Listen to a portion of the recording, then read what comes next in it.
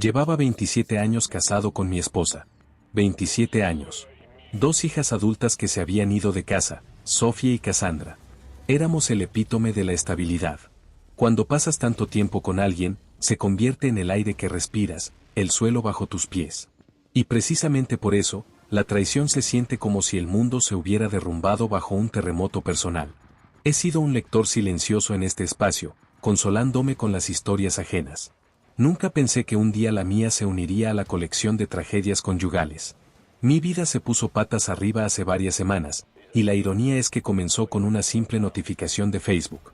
Un hombre llamado Pedro me envió una solicitud de amistad. Inmediatamente después, un mensaje: hola, no quiero alarmarte, pero tengo algo muy importante que me gustaría comentar contigo. Espero que me des la oportunidad. Mi primera reacción fue la incredulidad, seguida del cinismo. ¿Otra estafa serbia de los $10 millones? Ya soy demasiado viejo y listo para eso. Descarté mentalmente a Pedro. Sin embargo, su persistencia me inquietó una semana después, cuando llegó un segundo mensaje: sé que esto es extraño y sé que no me conoces, pero sé de ti. Por favor, por mi bien, necesito hablar contigo. Se trata de tu esposa. Esa simple frase me provocó una punzada de pánico. El instinto me pedía que llamara a mi esposa, que le preguntara sobre Pedro, pero algo, esa extraña intuición forjada por 3 décadas, me detuvo. Por primera vez, en lugar de compartirlo todo, decidí investigar solo. ¿Quién eres?, le pregunté. Pedro respondió: soy un viejo amigo de tu esposa y me encantaría reunirme contigo y hablar de algunas cosas que realmente necesito desahogar. Se describía como un viejo amigo, pero en su foto parecía al menos 10 años más joven que ella. Su insistencia en una reunión presencial, su necesidad de sincerarse, hizo que la idea de una aventura se instalara, aunque la descarté rápidamente. Después de 27 años de matrimonio, uno asume que conoce a su pareja, que la infidelidad es una imposibilidad. Seguí tanteando el terreno, pero él se negaba a soltar la sopa virtualmente. Para él, vernos era un elemento clave. Mi curiosidad superó a mi aversión por lo extraño. Acepté la reunión, eligiendo una plaza pública con cámaras de seguridad y mucha gente. Llevé mi arma, por precaución, y avisé a una amiga de mi paradero. Pedro apareció, vestido como para ir a la iglesia, camisa abotonada, pantalones de vestir, zapatos elegantes. Una imagen de respetabilidad. Se acercó con una sonrisa triste y se disculpó por hacerme salir, asegurando que era increíblemente importante. Me dio permiso para hablar.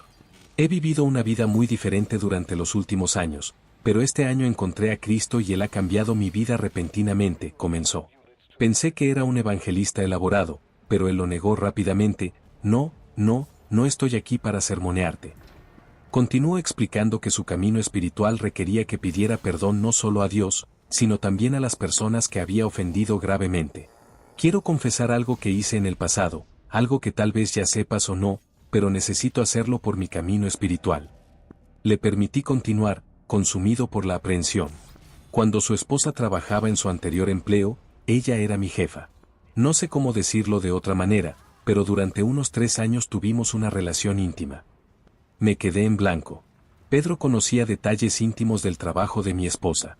Sentí que era una estafa elaborada que no lograba comprender. Mi primer pensamiento fue la negación, la búsqueda de una salida. ¿Tienes pruebas de lo que dices? Podría ser solo un alborotador. Su respuesta, por más sorprendente que fuera, fue un alivio momentáneo: no tengo.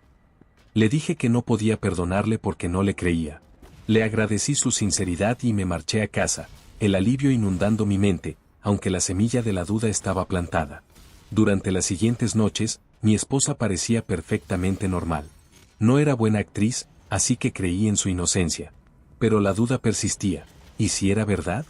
Tuve que actuar. La confianza total se había roto. Decidí que si Pedro no tenía pruebas, quizás su teléfono o su portátil sí.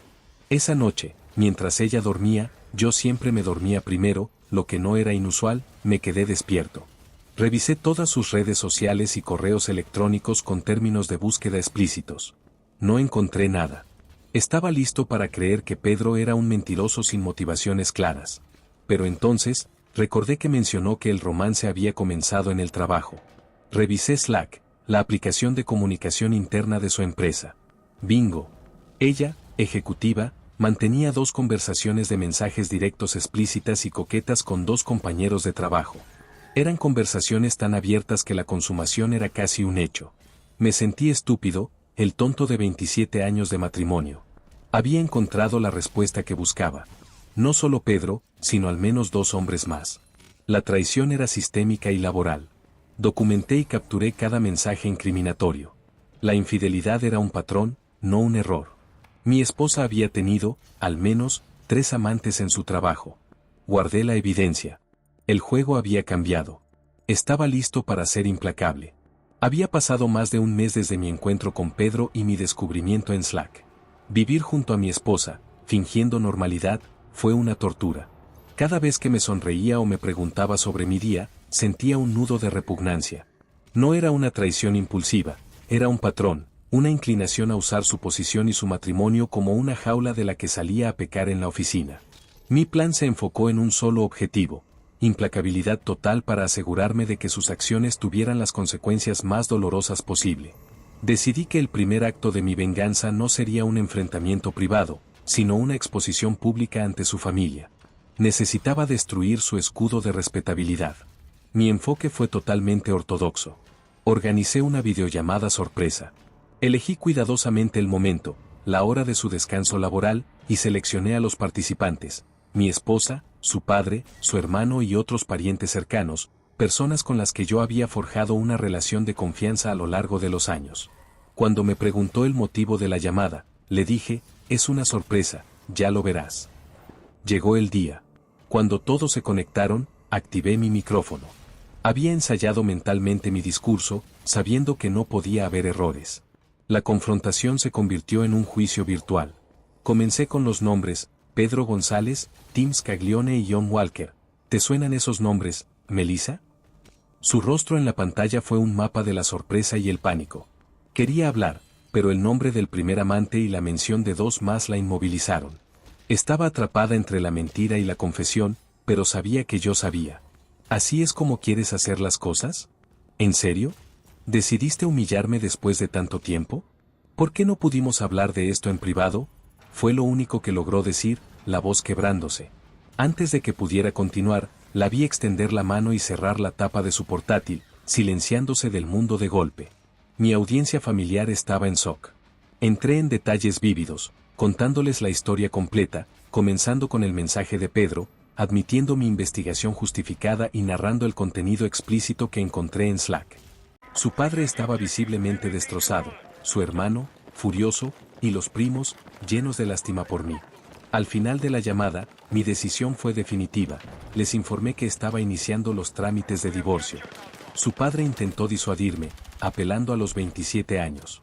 Pero su hermano intervino con un: papá, no lo hagas. Sabía que había ganado el argumento moral. La humillación se había cumplido. Cuando mi esposa regresó a casa esa noche, le entregué los papeles del divorcio. Le dije fríamente que tenía que buscar otro lugar para dormir, ya que tenía dinero de sobra para un hotel. Se veía destrozada e intentó hablar, suplicar, pero yo no escuché. Ya era demasiado tarde.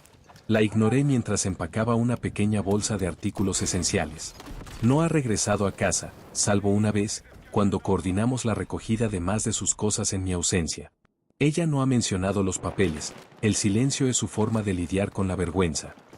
Mi enfoque ahora se centró en mis hijas, Sofía y Cassandra. Quería protegerlas de los detalles más escabrosos, pero sabía que, tarde o temprano, se enterarían. El tío, el hermano de mi esposa, fue quien filtró demasiado, exponiendo los detalles del enfrentamiento familiar. Me dolió no poder protegerlas de la verdad, pero me alegré de que, a su edad, pudieran procesar la situación sin rabietas infantiles. Sabían que su madre había causado la destrucción, y eso era suficiente para mí. Ellas siempre han sido mis aliadas, y aunque no quiero que la odien, necesitaba que supieran la verdad. Yo no era el monstruo.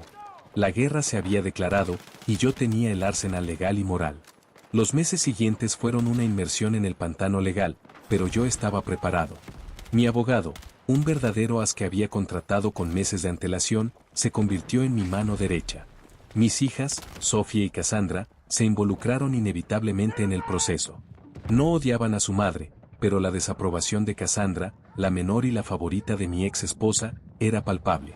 Su lealtad, y la de muchos otros parientes, se había desplazado hacia mí. Esto fue un factor crucial en la siguiente etapa del divorcio. El proceso legal avanzaba hacia una división 50/50 de nuestros activos. Su abogado estaba luchando con uñas y dientes por la casa, el único activo que yo quería conservar fervientemente. La casa era el ancla de mis recuerdos y mi estabilidad futura. Mi abogado, sin embargo, hizo un trabajo fantástico presionándolos desde un ángulo diferente, probablemente utilizando la amenaza de hacer públicas las pruebas de infidelidad sistémica si no cooperaban. Entonces, de repente, la resistencia de mi exesposa se desmoronó. Mi abogado me informó un día que ella dejaría ir la casa. No habría necesidad de pensión alimenticia, lo que simplificó las cosas enormemente. Su repentina rendición fue extraña, pero pronto descubrí la razón. Mi exesposa y Cassandra tuvieron una confrontación épica, una discusión tan desagradable que mi exesposa se sintió como una completa sinvergüenza. Había perdido el respeto de sus hijas y de gran parte de su familia extendida, y el agotamiento de luchar una batalla perdida, tanto legal como moralmente, finalmente la superó. El dinero, el activo material, nunca fue su principal preocupación. Su caída fue la pérdida de su red social y familiar. Ella se rindió. El divorcio se finalizó, y después de casi 3 décadas de matrimonio, volví a ser un hombre soltero. Pero la rendición no fue suficiente para mí. Ella había perdido su matrimonio y su familia, pero yo no me di por vencido en mi plan de consecuencias totales. Había esperado a que el divorcio se finalizara para ejecutar la fase final. Mi exesposa era una ejecutiva en una prestigiosa empresa financiera, y se había acostado con al menos 3 de sus subordinados. Su inclinación por las relaciones jerárquicas estaba estrictamente prohibida por la política de la empresa, ya que creaba un desequilibrio de poder y un ambiente hostil. Yo tenía la llave para arruinar su cómoda vida profesional.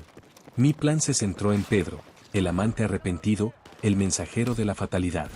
Lo contacté por Facebook, de la misma manera que él me había contactado. Indagué en la dinámica de su relación. Me confesó que, al principio, se sintió presionado, casi al borde del acoso por su jefa, aunque luego se relajó y disfrutó. Le dije que eso se parecía al síndrome de Estocolmo.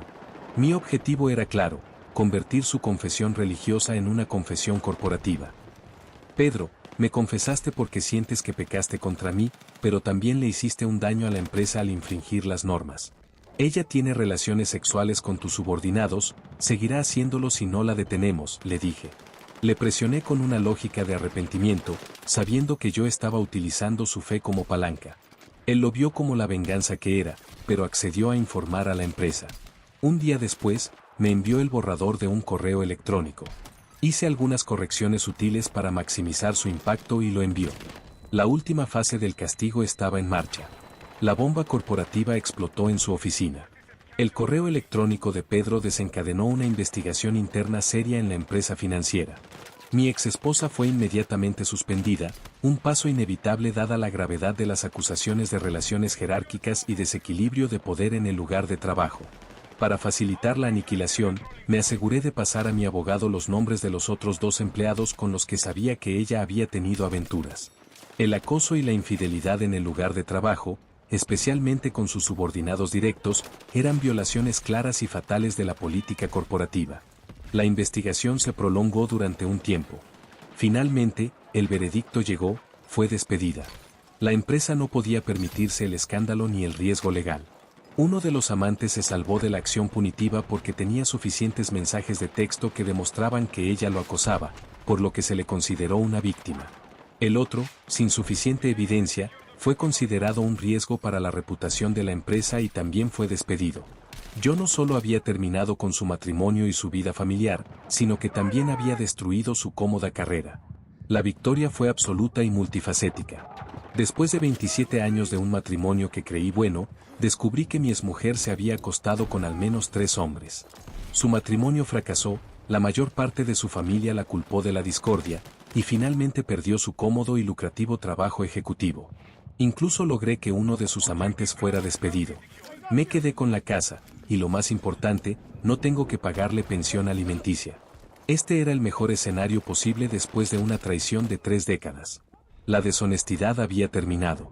La cereza del pastel fue su patético intento de contacto. Unas noches después de que se finalizara el divorcio, intentó llamarme, borracha, hablando de cuánto me extrañaba y de lo horrible que era su vida ahora.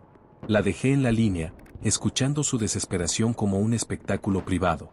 Mi silencio era la última forma de castigo. Simplemente colgué sin decir nada. Ahora estoy en una posición de clara ventaja.